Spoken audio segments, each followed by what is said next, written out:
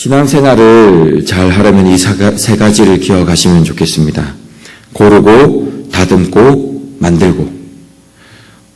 앞뒤 좌우로 인사하겠습니다. 반갑습니다. 잘 오셨습니다. 네, 어렵지 않습니다. 고르고, 다듬고, 만들고. 자녀가 갈치조림이 먹고 싶다고 합니다. 그러면 마트에 가서 무엇을 사면 될까요? 돼지고기를 살까요? 오리고기를 살까요? 소고기를 살까요? 무엇을 살까요?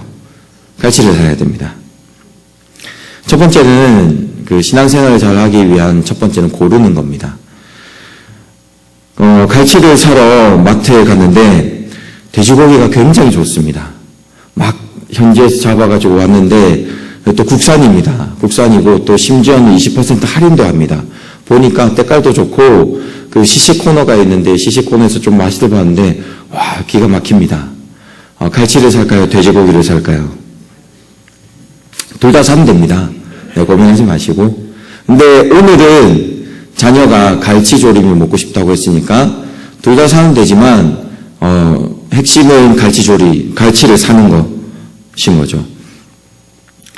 내일은 돼지고기를 먹으면 될 겁니다. 근데 요리라는 것이 대상이라는 것이 있습니다. 요즘에는 혼자 자취하는 사람도 많고 청년들도 많고 하니까 자신을 위해서 이제 요리를 해먹기도 하지만 보통은 가정에서는 누군가를 대상을 위해서 요리를 하게 됩니다. 그래서 고르는 것도 화울링이 많이 일어납니다. 조금만 좀 고르는 것도 그래서 그 대상이 원하는 것을 이제 사게 되는 거죠. 고르게 되는 거죠. 세상을 살아갈 때도 마찬가지입니다.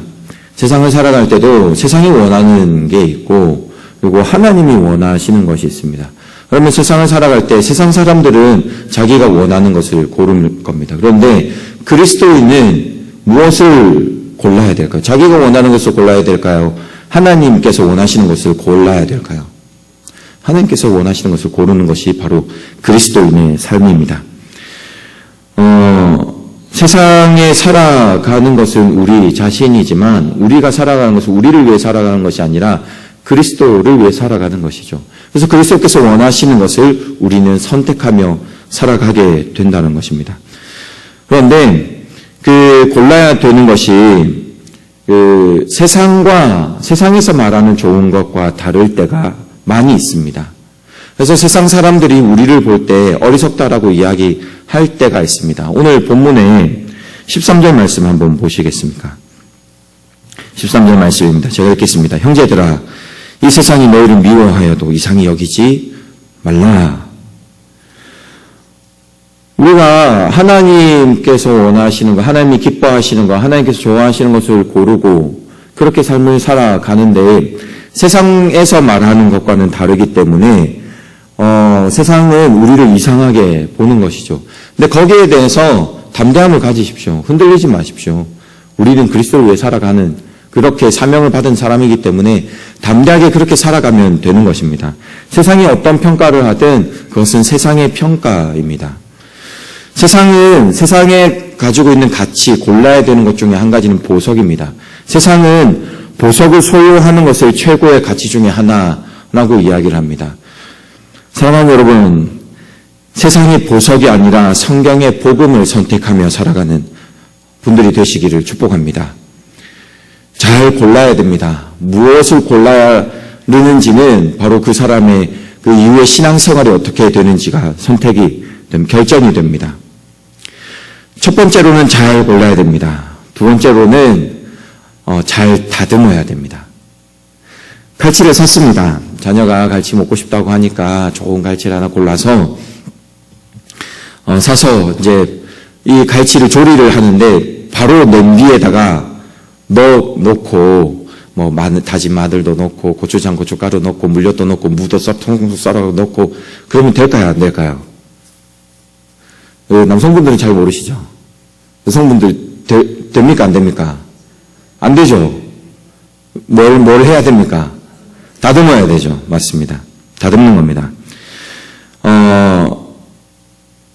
또 방법은 좀 다릅니다. 갈치를 씻는데 이제 호박잎으로 씻으시는 분들도 계시고 물에다 그냥 씻는 분도 계시고, 갈치를 다듬을 때 또 지느러미를 자르는 분도 계시고, 그냥 그대로 조리하시는 분도 계시고, 그거는 다 방법은 다르지만, 조리를 하기 전에 다듬어야 됩니다.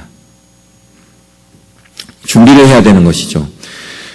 신앙생활에 있어서 조리하기 전에 이제 다듬는다라는 것은 훈련과 같습니다.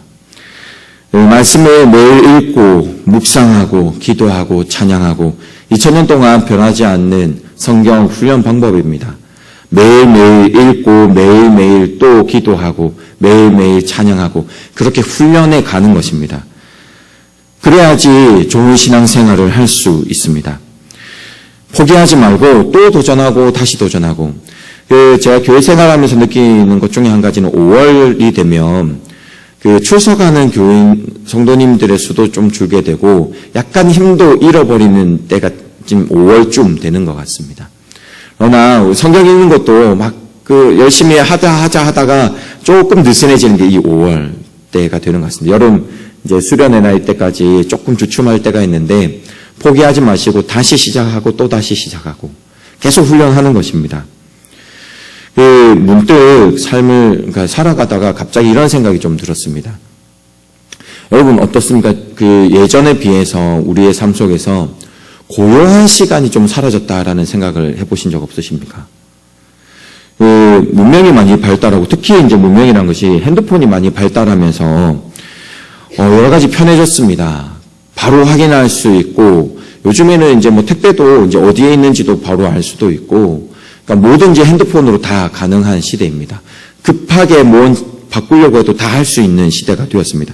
예전에는 약속하고 그것이 어그러지면 어그러진 대로 그러니까 그냥 넘어가는 그런 시대였다면 지금은 뭐든지 세밀하게 다 확인하고 바꾸고 할 수 있는 시대인데 그러면서 느끼는 것 중에 한 가지가 뭐냐면 제가 이제 가만히 이제 사무실에 있다가 문득 좀 제 핸드폰이 이제 카톡에 보니까 이제 그렇게 하고 확인해 보니까 제 카톡의 친구 수가 1,400명이더라고요. 1,421명 있는데, 1시간 안에, 그러니까 제가 업무를 보고 있는 이 1시간 안에 단 1시간도 카톡이나 문자, 전화 안 오는 시간이 없더라고요. 그러니까 비는 시간이 없더라고요. 이 문자나 이 오는 시간이. 근데 때로는 아침에 일찍 올 때도 있고, 저녁에 올 때도 있고, 뭔가 삶에서 고요한 시간이 없어졌고 또한 그 고요하게 하나님을 잠잠히 묵상하는 시간이 없어졌다라는 것을 좀 발견하게 됐고 또 그렇게 좀 생각을 해봤습니다. 여러분 혹시 그러니까 성경을 묵상하기 위해서 하나님을 좀 알기 위해서 핸드폰을 1시간 정도 꺼놓는다 생각해 보십시오. 혹시 그렇게 하시는 분이 계시는지 모르겠지만 제가 만약 핸드폰 1시간 정도 꺼놓는다 생각하니까 좀 아찔하더라고요. 여기저기 연락 올 때가 많은데 핸드폰이 꺼져 있으면 그래서 저는 핸드폰에 한 50%만 돼도 약간 불안함이 있습니다. 이 방전이 됐을 때 연락을 받지 못하면 어떻게 할까? 그러니까 우리가 너무 여기에 매여 있고 반대로 고요하게 하나님을 묵상하고 성경을 읽고 기도하는 시간이 우리의 삶에서 많이 예전보다 없어졌다라는 생각을 하게 됩니다. 하나님과 독대하는 시간을 가지고 계속 훈련해 가야 됩니다. 성경을 읽고 방해받지 않고 정말로 하나님 앞에 집중하며 기도하며 나아가는 시간들. 제가 예전에 이제 섬겼던 교회에서 교회 본당을 항상 24시간 이제 그때 밤에도 이제 계시는 분을 좀 두셔가지고 밤에도 이제 24시간 기도할 수 있게끔 나와서 기도하라고 했는데 고요하게 늘 기도가 끊이지 않았던 것 같습니다. 근데 지금은 그렇게 고요하게 기도하는 모습을 예전에 비해서는 지금도 기도하시는 분들이 늘 계십니다. 너무 참 감사하게 그런데 그런 것 같습니다. 성경 묵상도 마찬가지입니다. 아이들이 집중하는 시간이 굉장히 떨어졌습니다. 급하게 조금씩 그런 시대를 살아가고 있는 것 같습니다. 그리고 교회에 있으면 그런 이야기를 가끔 듣습니다. 성경을 잘 모르겠다. 이제 이런 이야기를 자주 듣게 되는데, 제가 이제 위로의 말씀을 한 가지 먼저 드리면, 성경을 잘 모르겠다고 생각하시죠? 대부분 잘 모른다고 생각합니다. 그런 거 있지 않습니까? 모두 다 잘 아는데 나 혼자 모르면 괜히 좀 마음이 그렇지 않습니까? 근데 다 잘 모른다라고 생각합니다. 이런 거 웃으실 줄 알았는데, 위로를 받으실 줄 알았는데, 네.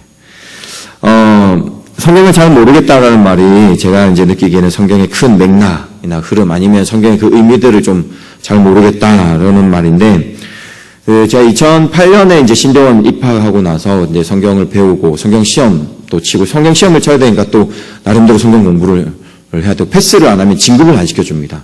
그러니까 성경 패스를 해야 되는데 그러니까 공부도 열심히 하고 또 성경 말씀을 전하고 성경 가르치기도 하고 그렇게 이제 15년이 흘렀는데 이 겸양의 말이 아니라 진짜 이제 조금 뭔가 좀 알 것 같습니다. 아, 성경은 죽을 때까지 계속 읽는 거구나라는 생각을 하게 됩니다. 계속 읽고 또 읽고 성경은 알 때까지 읽는 것이 아니라 그냥 우리의 생명이 닿을 때까지 계속 읽는 겁니다. 그렇게 훈련해 가는 것입니다.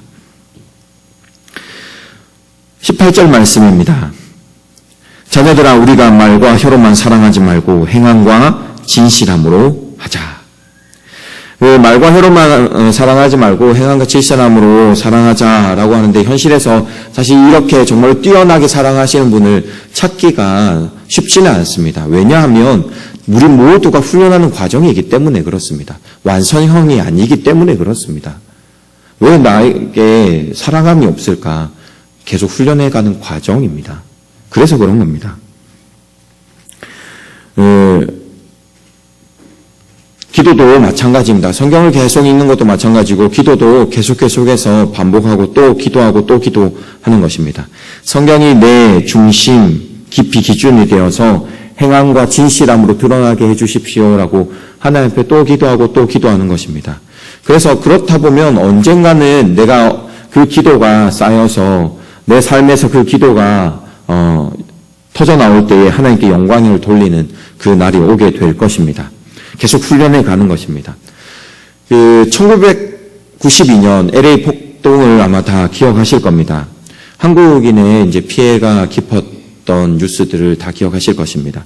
그런데 처음에는 굉장히 이제 불도 타고 마트도 불도 타고 사람도 조금 뭐 여러 일들이 있었지만 생각보다 진행이 되면서 그 LA 폭동이 크게 번지지 않고 진행이 되지는 않았습니다. 왜 그랬었냐면 바로 훈련받은 사람들이 있었기 때문에 이것이 멈추는 일들이 있었습니다. 한국인 남자라면 모두 다 이제 군대를 가게 되죠. 그리고 총을 쏘게 됩니다. 서서 쏴, 앉아 쏴, 엎드려 쏴. 남성분들은 다 아실 겁니다. 저도 잘은 모르지만 훈련소에서 하긴 했습니다. 수류탄도 투척하고, 네. 전시 상황에 대비해서 전략을 짜고 전술을 짜고 또한 위치를 선점하고 다 같이 뭉쳐있는 것이 아니라 누구는 여기 있고 누구는 여기 있고 이런 훈련들을 하게 됩니다.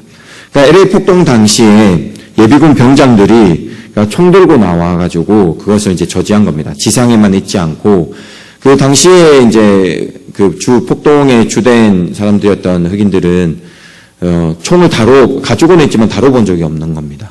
무작정 나왔지만 이제 훈련받았던 이 예비군 병장들을 통해서 밑에도 있고 위에도 장총 들고 올라가서 그 루프탑 코리아라는 이렇게 명칭을 했었는데 지붕에 올라가서 또 사수하고 뭐 그런 일들이 있었습니다.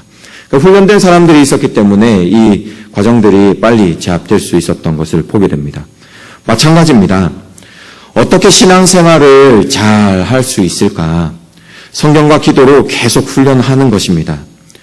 내 속의 기준과 성경의 기준 읽어가면서 바꿔가고 내 기준이 틀렸다는 것을 깨닫게 되고 또한 이것이 알고는 있지만 참 삶에서 드러나지 않지 않습니까? 알고는 있는데 사랑함이 드러나는 것보다 내 속에 분노가 더 드러날 때가 있지 않습니까? 그래서 기도하는 겁니다. 하나님, 이 성경의 기준이 내 삶에서 능력으로 일어나게 해주십시오. 또 기도하고 또 기도하는 겁니다. 누가복음 11장 9절에서 13절 말씀에 이렇게 말씀합니다. 내가 또 너희에게 이르노니 구하라 그리하면 너희에게 주실 것이요 찾으라 그리하면 찾아낼 것이요 문을 두드리라 그러면 너희에게 열릴 것이니 구하는 이마다 받을 것이요 찾는 이는 찾아낼 것이요 두드리는 이에게는 열릴 것이니라.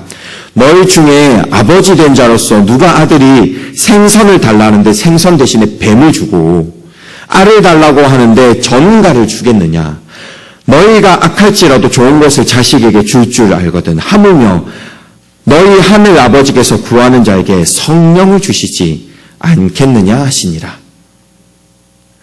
성령님을 우리에게 주셔서 성경을 우리의 삶에 이루도록 능력 주실 줄 믿습니다. 성경의 기준을 내 마음에 세우게 해달라고 계속해서 기도하고 주야로 기도하면 성령님을 우리에게 주셔서 성령님의 능력으로 성경의 기준이 우리의 마음에 새겨지고 그 기준이 우리의 삶에서 드러나는 그러한 신앙생활을 할 줄 믿습니다. 세상의 보석이 아니라 성경의 복음을 선택하기로 했으면 그 복음을 읽고 쓰고 외우고 훈련을 해야 되는 겁니다. 다듬고 또 다듬고 또 다듬는 것입니다. 제가 가진 요리의 철학이 한 가지 있습니다. 제가 요리를 많이 하거나 그러지는 않습니다. 저희 아들이 어릴 때는 제가 했었는데 이제 좀 의식이 생기고 나서는 저도 바쁘고 약간 귀찮기도 안 했는데 저희 아들이 그러더라고요. 그러니까 아빠 요리하는 거 한 번도 못 봤어. 그래서 너 어릴 때 내가 했어 이랬는데 지금 잘 하지는 않습니다. 그런데 제가 가진 요리의 철학은 뭐냐면 많이 재료를 괴롭히면 더 맛있다. 약간 이런 게 있습니다. 라면도 그냥 끓이는 게 아니라 면도 계속 하면 더 맛있어집니다. 한번 실험해 보십시오. 신앙생활 다듬고 또 다듬는 그런 신앙인이 되시기를 바라겠습니다. 마지막으로 신앙생활을 잘 하려면 먼저는 이제 잘 골라야 되고 두 번째로는 잘 다듬어야 됩니다. 세 번째로는 잘 만들어야 됩니다. 잘 만드는 것입니다. 고르고 다듬고 만들고 이제 작품 하나 만들어야죠. 자녀가 갈치조림을 먹고 싶다고 해서 갈치를 구매했습니다. 다듬었습니다. 이제 넣고 양념 넣고 이제 보글보글 끓여서 자녀가 아니면 가족들이 우와 하는 소리를 위해서 한번 잘 만들어야 되지 않겠습니까? 오늘 본문 23절에서 24절 말씀입니다. 그의 계명은 이것이니 곧 그 아들 예수 그리스도의 이름을 믿고 그가 우리에게 주신 계명대로 서로 사랑할 것이라. 그의 계명을 지키는 자는 주 안에 거하고 주는 그의 안에 거하시나니 우리에게 주신 성령으로 말미암아 그가 우리 안에 거하시는 줄을 우리가 아느니라. 신앙생활 하는데 제가 계속 말씀을 이제 읽어야 된다라고 말씀을 드렸지만 그 신앙생활하는 그 사람 그리스도인의 목표는 성경을 잘 아는 것이 목적은 아닙니다. 그것은 성경을 잘 아는 것은 도구입니다. 성경에서 말하는 믿음이 있습니다. 믿음이라는 것은 이제 들음에서 나는 것인데 우리가 생각하는 우리가 이제 가지고 있는 문화권에서 듣는다라는 것은 경청을 말합니다. 잘 들으면 들었다라고 얘기하지만 성경에서 들음이라는 것은 잘 듣고 행하는 겁니다. 그것을 들음이라고 표현하고 있습니다. 행동까지 이어지는 사람입니다. 그래서 성경의 사람이라는 것은 듣고 행하는 사람입니다. 그러니까 성경을 아는 것에 그치는 것이 아니라 성경을 우리의 삶에서 드러내는 것, 그것을 잘 만들어 가야 되는 것이 바로 그리스도인입니다. 복음의 삶이 무엇인가? 사랑함을 알고 있는 것과 함께 사랑하는 사람이 되는 겁니다. 하나님을 사랑하고 이웃을 사랑하는 사람이 되는 것입니다. 예수 그리스도의 사랑을 알고 예수 그리스도의 사랑을 전하는 것, 그것이 복음을 가진 자의 삶, 그리스도인의 삶입니다. 신앙생활 잘 하는 것입니다. 복음의 삶을 잘 살아가는 저와 여러분들이 되기를 축복합니다. 옆에 분들에게 이렇게 좀 권면했으면 좋겠습니다. 사랑의 맛집이 되십시다. 네, 옆에 분에게 이렇게 얘기해 주십시오. 사랑의 맛집이 되십시다. 네. 사랑의 맛집이 되시기를 축원합니다. 교회를 사역하면서 제가 가진 이제 사역의 태도가 있습니다. 철학 중에 한 가지인데, 저도 이제 어릴 때 모태신앙부터 자랐고, 초등학교 때부터 이제 목사가 되기를 소망했고, 그렇게 교회를 열심히 섬겨왔습니다. 그런데, 교회에 봉사하고 이렇게 하면서, 상처를 받은 부분들이 꽤 있었습니다. 그러니까 물론 이제 봉사를 하고 이런 것들이 너무 감사했고, 교회에 있는 게 너무 재미있고, 때로는 대학생 때는 수업을 빠지고 교회 행사 막 준비하고, 그러니까 저는 그게 너무 재밌었습니다. 그렇게 삶을 살아가기도 했지만 가끔씩 교회에서 지금은 저희 교회 같은 경우에도 그렇고 지금은 대부분의 교회가 좀 많이 나이스해졌습니다. 근데 제가 어릴 제가 좀 더, 지금도 젊지만 어릴 때만 해도 좀 강압적인 것들이 꽤 있었습니다. 그러니까 봉사를 할 때, 네가 해야지 누가 하냐. 그래서 제가 사정이 있어서 말씀드리면, 아니, 모르겠다. 네가 알아서 하라고 막 그런 일들도 꽤 있었고, 아무런 이야기 없다가 갑자기, 그러니까 제가 주로 이제 방송시 일을 많이 하고 있었는데, 그런데 다른 걸 하라고 그러는 거예요. 이 봉사를 이거 해야 됩니다. 그러니까 빨리 다른 사람 찾아가고 네가 하고 이건 빨리 네가 하라고. 제가 지금 뭐 찾을 수 없습니다 하면 이제 그거를 제 잘못으로 이야기하고 막 그래서 그런 상처들이 좀 있습니다. 그래서 제가 이제 속으로 다짐했던 게 뭐냐면 내가 교육자가 되고 사역자가 되고 교회 사역을 할 때 어떤 것이든 강압하지 말자. 그러니까 수련회 같은 경우에도 그런 거 있지 않습니까? 계속 오라고 강권하고 막 협박하고 막 그리스도 약간 성경 무리하게 들먹이면서 막 얘기하고 막 그런 거 있지 않습니까? 그런 거 하지 말자. 그래서 뭐 그렇게 생각하실 수 있습니다. 그래도 교육자가 강권해서 좀 생명 살리는 일이니까 좀 더 나오게 하고 해야 되지 않느냐. 근데 그래서 제 마음에 뭘 했냐면 제가 가진 태도가 뭐냐면 수련회를 준비할 때 이제 학생들이나 사람들이 오고 싶게끔 만들자. 라는 게 좀 제 목표입니다. 지금 계속 실수하고 실패하고 좀 배우는 중이긴 한데, 제 다짐은 좀 그렇습니다. 어떤 집회든 자유롭게, 그렇지만 사람들이 오고 싶게끔 하자라는 게 이제 제 마음인데, 맛집이라는 게 그런 거 아니겠습니까? 그럼 우리가 맛집을 찾아갑니다. 맛집을 찾아갈 때에 뭐 여러 가지 찾아가는 이유가 있겠지만 뭐 인테리어도 그렇고 뭐 주차장도 잘 돼 있고 그렇지만 맛이 좋아서 가는 거 아니겠습니까? 그리고 오라고 하지 않았는데 우리가 찾아가는 거 아니겠습니까? 우리가 사랑의 맛집이 되어야 된다는 의미가 그런 겁니다. 성경을 통해서 하나님의 뜻을 알고 기도를 통해서 그 능력이 드러나기를 소망하고 그래서 사랑의 맛집이 되어서 사람들이 우리를 찾아오고 우리가 강권하지 않아도 우리의 사랑으로 사람들이 변해가는 것, 하나님의 사랑을 알아가는 것, 그러한 맛집이 되어가야 되지 않겠습니까? 맛집이나 이런 것들, 또 좋은 영화나 이런 걸 보면 우리는 전도를 잘합니다. 아, 저번에 여기 가봤는데 진짜 맛있더라. 한번 가보자. 가자. 그러한 맛집이 되시기 바랍니다. 이 사람이 정말 하나님의 사람이더라. 그 안에 예수 그리스도가 있더라. 위로받고 힘들면 같이 가서 한번 얘기 한번 해보자고. 한번 교회 가보자고. 그러한 교회, 그러한 우리가 되어야 되지 않겠습니까? 이런 신앙이 맛집이 되시기를 바라겠습니다. 사랑의 맛집이 문전성시를 이루는 그러한 사랑의 맛집이 되기를 축복합니다.